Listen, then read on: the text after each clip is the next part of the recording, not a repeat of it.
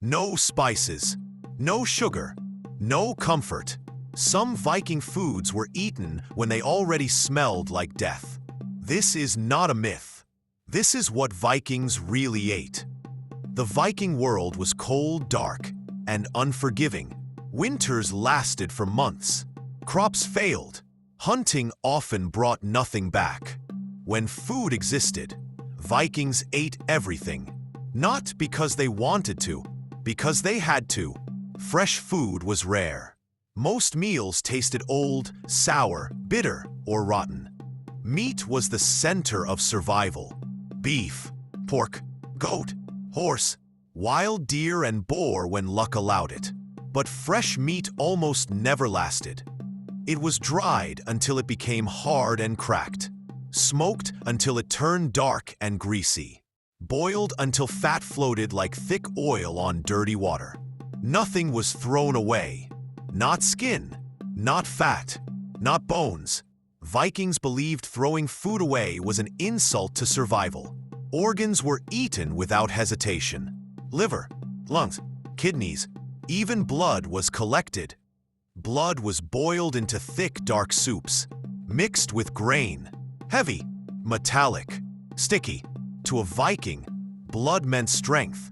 To a modern human, it would feel unbearable.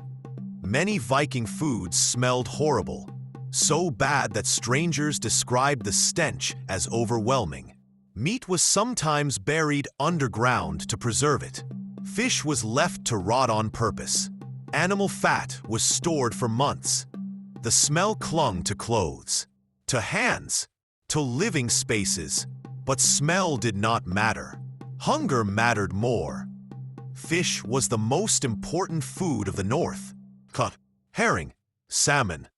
Some fish was dried in freezing wind until it became stiff and leathery.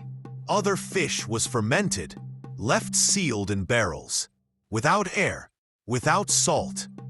Weeks passed, months passed. When the barrel was opened, the smell was violent, sharp, sour, rancid. To modern people, it would feel inedible. To Vikings, it was food. Protein meant survival. Disgust was irrelevant. The most common Viking meal was stew. A single cauldron hung above fire. Water, bones, fat, meat scraps, organs, anything edible. The stew was never emptied, never washed, never replaced. It cooked day and night, sometimes for weeks. Each day, new ingredients were added. Old ones were never removed.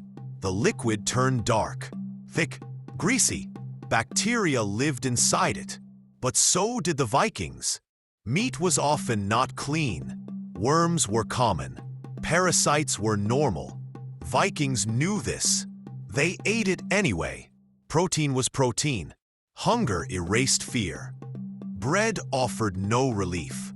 Viking bread was hard, dry, and bitter, made from barley or rye, sometimes mixed with tree bark or grass when grain was scarce.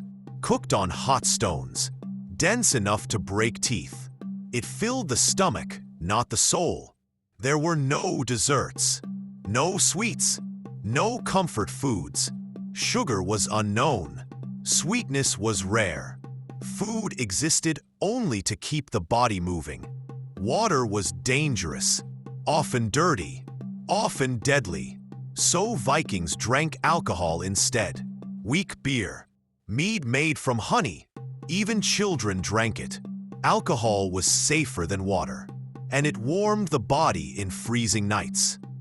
At feasts, warriors ate more meat. Whole animals were cut apart.